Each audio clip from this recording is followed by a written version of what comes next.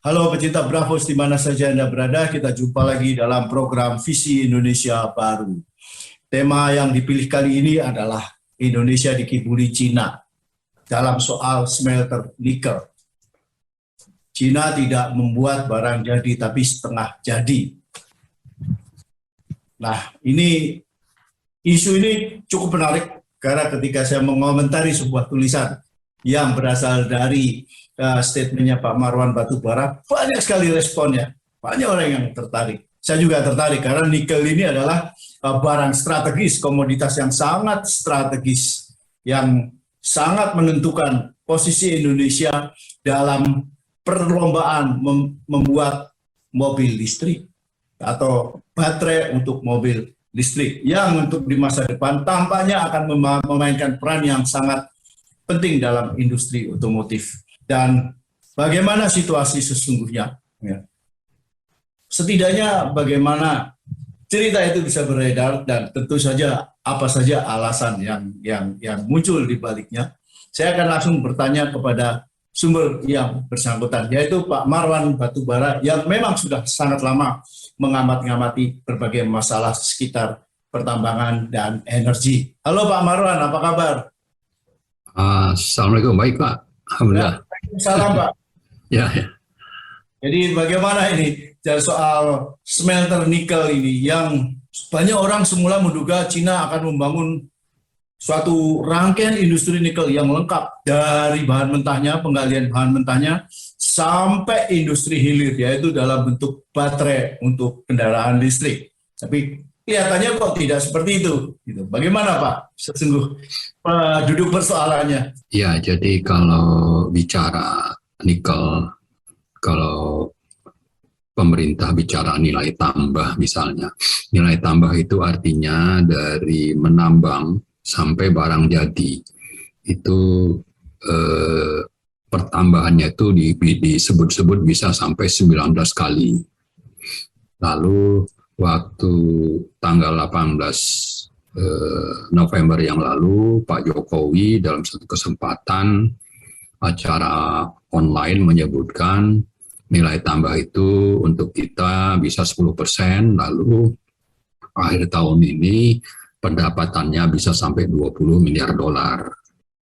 Nah, sebetulnya itu sesuatu yang perlu diluruskan karena info yang disampaikan itu syarat dengan kebohongan, kalau kita bilang bohong, atau minimal itu bukan data yang benar. Bisa karena beliau tidak tahu sebetulnya apa yang terjadi dan berapa sebetulnya nilai tambah tadi, atau berapa sebetulnya negara yang memang akan peroleh dari program hilirisasi di sektor mineral nikel itu. Jadi saya kira ini perlu kita sampaikan ke publik. Kalau bicara menambang, sebetulnya kita tidak butuh tambahan kontraktor untuk menambang. Kalau smelter yang kita butuh itu minimal ada dua hal besar. Yang pertama itu smelternya perlu disiapkan untuk sampai nanti proses ke namanya pembentukan, forming maupun fabrikasi. Nah, kalau yang sekarang ada itu cuma istilahnya itu pemurnian, ya, dari bahan yang tambang kadar berapa persen, ada yang rendah disebut-sebut itu di bawah 1,7%, tapi ada yang tinggi itu di atas 1,7% sampai berapa. Nah, jadi kembali tadi bicara yang kita butuhkan itu adalah proses dari menambang sampai barang jadi. Yang kedua, itu juga sangat penting adalah bahwa smelter yang kita bangun mestinya juga untuk bisa memproses bahan mentah yang kadar rendah.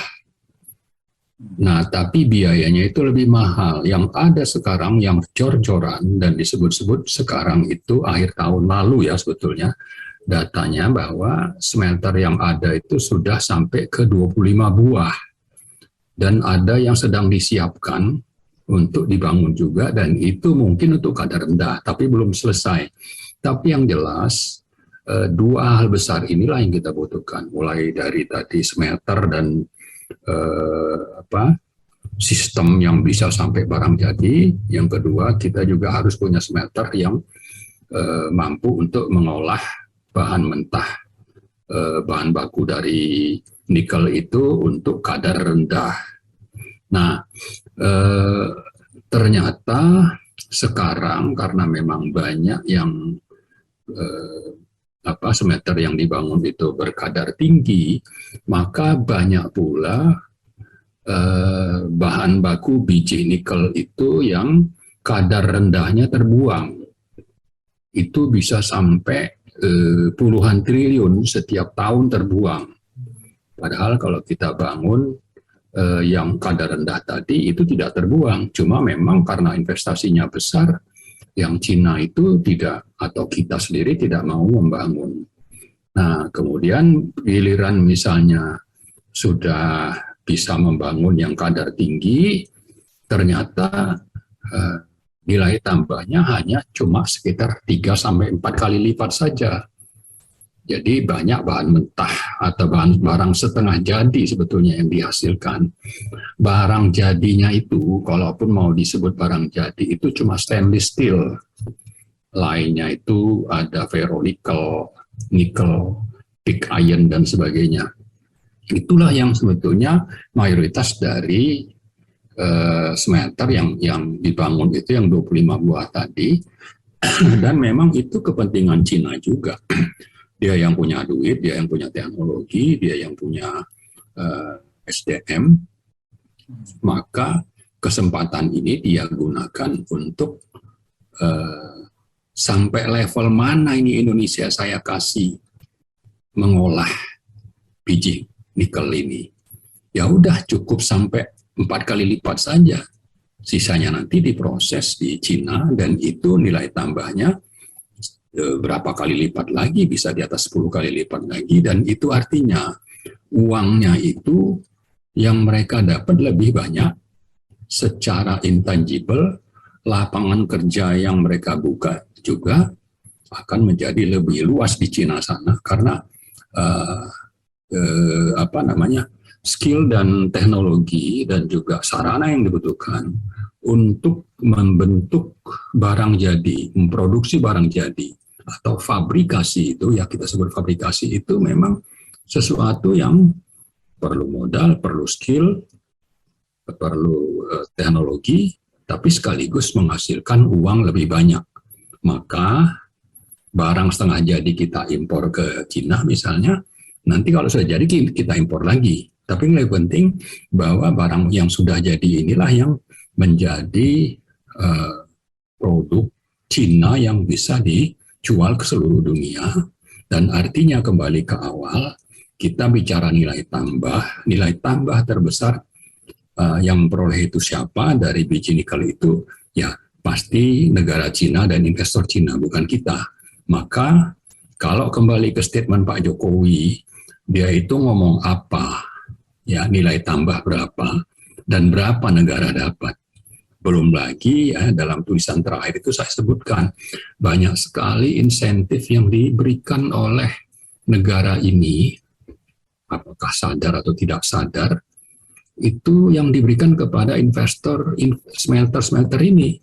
Ada insentif fiskal, bebas PPN, bebas PPH, bahkan biaya ekspor untuk barang setengah jadi tadi itu pun malah cuma 0. Ditambah lagi kalau Pak Jokowi mengklaim kita membangun hilirisasi nikel untuk membuka lapangan kerja, ternyata yang kerja lebih banyak itu orang Cina, TKA Cina. Jadi apa? Ini saya kira sesuatu yang pantas kita gugat. Kita tidak tahu presiden itu ngomongnya, dia itu ngerti nggak yang dia omongin. Tapi kalau dia ditipu, itu tetap saja dia harus bertanggung jawab. Ditipu oleh investor Cina, ditipu juga oleh pejabat-pejabat maupun oligarki, pemodal dalam negeri yang bekerja sama dengan Cina itu termasuk melakukan berbagai kejahatan yang terkait dengan masalah keuangan, yang terkait dengan masalah TKA tadi. Mungkin itu gambaran umumnya. Iya, apakah karena sikap Cina yang seperti itu, karena itu dari data-data yang ada di Thailand, dari Asosiasi Otomotif Thailand, ternyata para raksasa otomotif dunia itu lebih senang membangun pabrik baterai di Thailand. Paling tidak sudah ada sejumlah perusahaan mobil yang akan membangun electronic vehicle, kendaraan bertenaga listrik di sana. Dan termasuk dengan baterainya ada Mercedes, ada Toyota, ada Nissan, ada Honda, besar-besar dan luar biasa. Apakah ini ada kaitannya kira-kira dua hal ini, Pak? Saya kira ada, dan faktanya kan waktu itu kita gembar-gembor yang punya Tesla. Ya, itu kan mau kerjasama bangun baterai, pabrik baterai mobil di Indonesia. Ternyata kan itu batal, dan itu mereka pindahkan rencana itu dan mereka akan membangun di Australia. Iya. Saya kira isunya itu tadi ya, jadi isu bahwa ini di kita ini terlalu banyak hal-hal gelap, banyak aturan yang sebetulnya berlaku tapi dilanggar, jadi orang nggak nyaman penegakan hukumnya.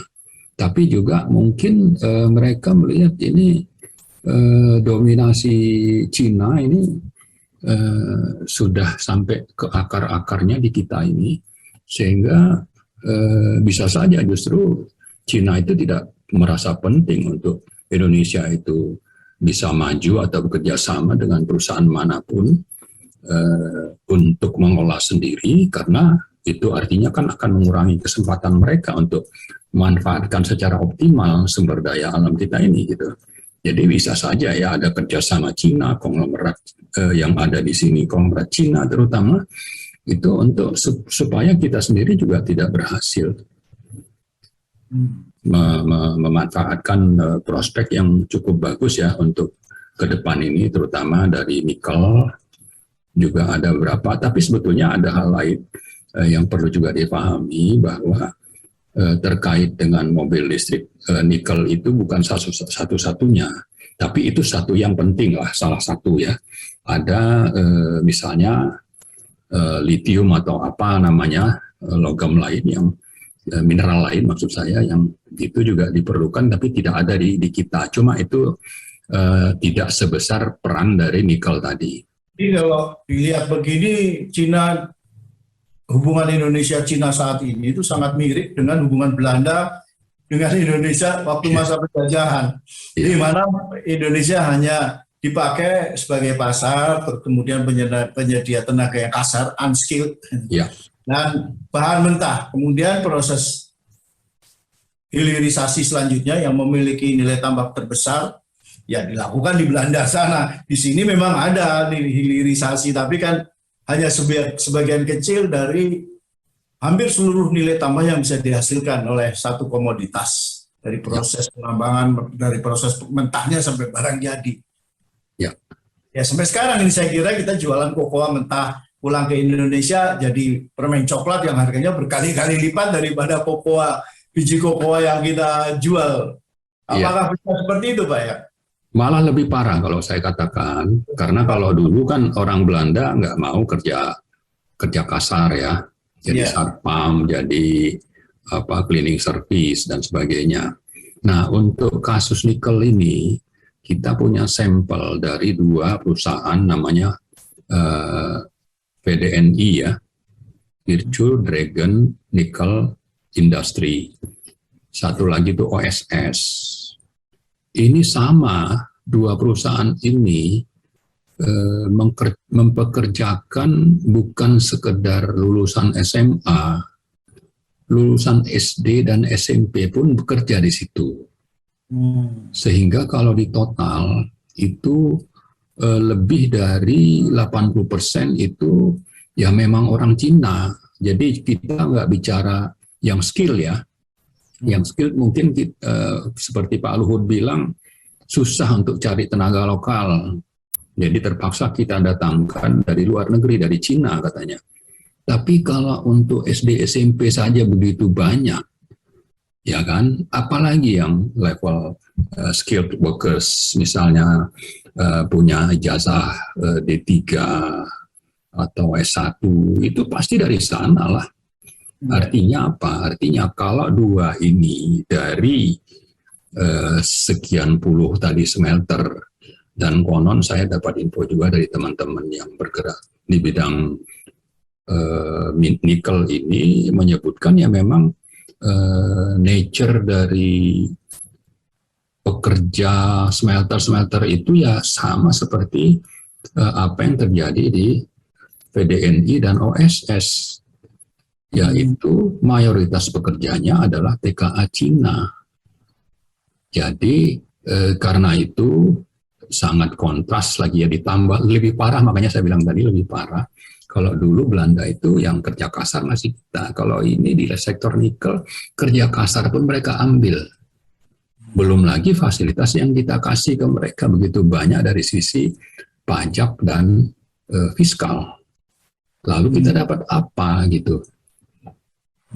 Artinya memang ini sudah sangat-sangat jelas melanggar konstitusi pasal 33, tapi sekaligus juga merampas hak orang kita untuk mendapat pekerjaan dari sumber daya alam yang kita miliki. Itu jadi hilang sama sekali akibat dari kebijakan pemerintah yang seperti ini. Ada undang-undang di sektor ketenaga kerjaan, di sektor minerba, di sektor keuangan, pajak dan sebagainya, itu banyak sekali yang dilanggar. Dan juga di sektor keimigrasian, karena mereka bekerja itu dengan visa turis 212, judulnya itu nomor visanya, bukan visa kerja 312.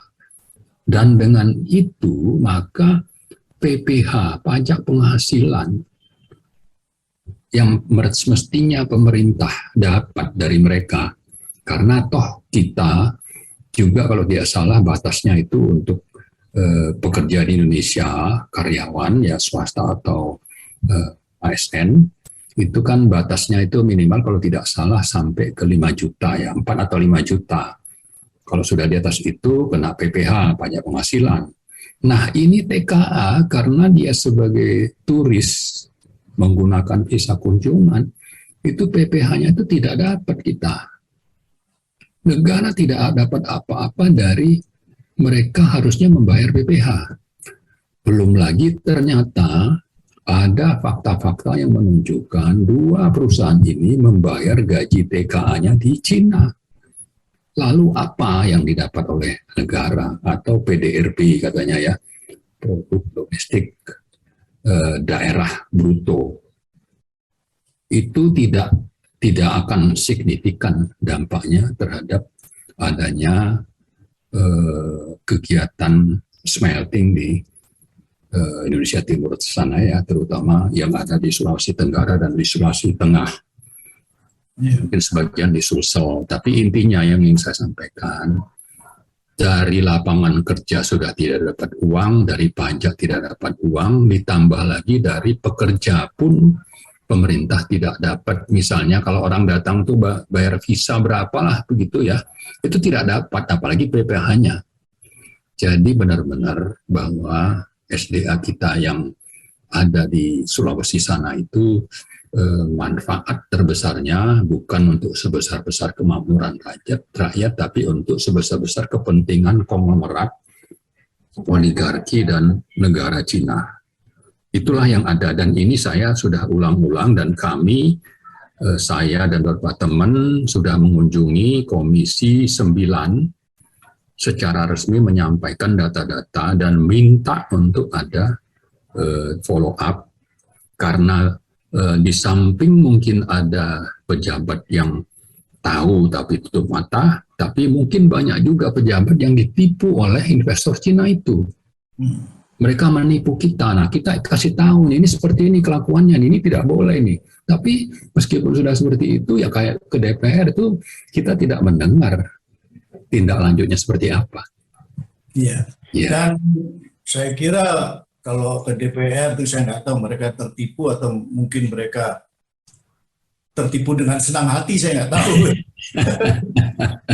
Karena kita ketahui hampir semua partai yang ada di DPR itu kan sudah bergabung dalam P3, partai pendukung pemerintah. Betul. Ya, di sana juga ada orang-orang pintar, ada ahli pertambangan juga dan lain sebagainya. Saya kira tidak mudah Pak menipu mereka. Mereka itu ada ITB, UI, universitas terkemuka. Jadi bisa saja mereka memang tertipu dengan senang hati atau mereka aja yang penting berapa duit gua masuk. Iya. Dan kalau ini begini terus kan ruwet ini jadinya. Sementara kita ketahui tenaga kerja kita makin butuh pekerjaan karena jumlahnya tambah, tapi pengangguran atau daya tampung pekerjaan juga merosot sehingga banyak kita yang terluta-luta di luar negeri, bahkan terakhir ada yang tenggelam di Malaysia. Dan ini sudah kejadian yang sangat banyak. Sementara yang Cina datang seenaknya, uang paham, gaji besar, kuliah sampai 30 juta. Ini bagaimana Pak? Betul. Kalau ada nggak Pak upaya Anda selain hanya sekedar datang ke DPR? Karena kalau datang ke DPR saya agak pesimistis. Agak sama sekali nggak yakin, bukan pesimis, apalagi komisi yang mengurusi pertambangan, energi, itu seolah-olah sekarang ini kan lebih banyak jadi penonton ya. Ya.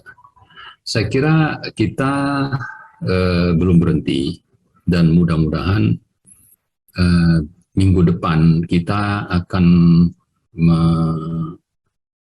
membuat semacam seminar ya. Jadi ada yang offline-nya, ada yang online-nya paralel. Lalu kita juga akan mengirim data-data yang saya sebut tadi disusun dalam struktur yang gampang untuk difahami dan dikirimkan ke kementerian-kementerian terkait. Termasuk juga kita akan kirimkan misalnya ke KPK atau kepolisian. Ya, meskipun bahwa belakangan ini mau kemanapun kita itu rakyat sudah pesimis, tapi ya sebagai bagian dari upaya yang memang karena sistemnya masih berlaku ya kita coba saja. Tapi paralel kita berharap sama seperti acara kita dengan Brafus hari ini kan supaya rakyat itu paham. Kalau sudah paham itu jangan diam, tapi mari sama-sama kita melakukan sesuatu. Nah, satu hal lagi yang perlu kita ingatkan kepada publik, kepada pemerintah, dengan jor-jorannya pembangunan smelter, dan itu lebih banyak untuk memenuhi kepentingan dan agenda-agenda strategis Cina, maka kita tidak yakin bahwa dalam 20 tahun ke atas itu cadangan kita itu masih cukup untuk konsumsi dalam negeri. Kenapa? Karena tadi saya sebutkan, yang pertama biji nikel yang ditambang itu yang akan diproses oleh smelter, karena mayoritas itu smelter memproses biji nikel kadar tinggi, sementara posisi kadar tinggi itu di bagian lapisan tanah yang lebih dalam, sementara kadar rendah itu di bagian atas, maka yang kadar rendahnya itu terbuang, ya, atau seandainya pun diproses itu tidak optimal. Nah, tapi yang lebih penting lagi, jadi artinya ada yang terbuang, waste. Lalu cadangan terbukti kita kan terbatas. Kalau smelter sudah dibangun sampai 25 buah, lalu dalam 2-3 tahun ini akan bertambah katanya menjadi sekitar 50. Itu kan semuanya perlu bahan baku. Bahan bakunya dari mana? Ya dari situ juga, dari cadangan terbukti yang sudah ada. Maka ada kajian yang ditunjukkan oleh Kementerian SDM sendiri bahwa dalam 7 atau 14 tahun itu sudah tidak bisa lagi memenuhi kebutuhan smelter ini. SDM itu tahu, dan mestinya SDM ini kan berkoordinasi dengan misalnya perindustrian yang menerbitkan izin atau Kemenko perekonomian atau presiden sekalipun ya. Kalau sudah tahu cadangan sekian banyak, jangan lagi menerbitkan pembangunan atau investasi di sektor smelting ini, lakukanlah investasi di sektor fabrikasi yang disebut tadi, supaya di nilai tambah itu adanya di sini, bukan malah menambah smelter untuk sekedar menghasilkan barang setengah jadi. Dan faktanya memang seperti itu, maka kita khawatir kalau ini tidak direm, tidak dikendalikan, tidak ada ketegasan pemerintah memihak kepentingan orang banyak, bisa saja nanti sewaktu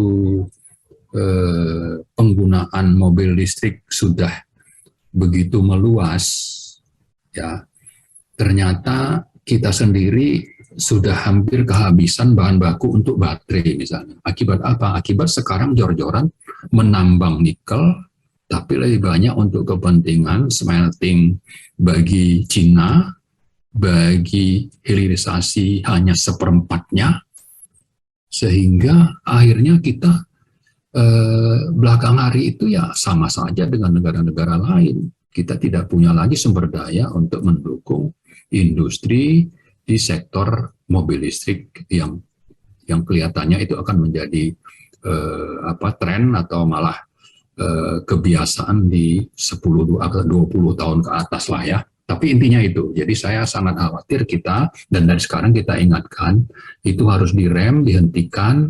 Kalaupun mau bangun, silakan bangun yang sifatnya menambah nilai tambahnya itu lebih tinggi, terutama untuk forming dan fabrikasi. Ya, oke.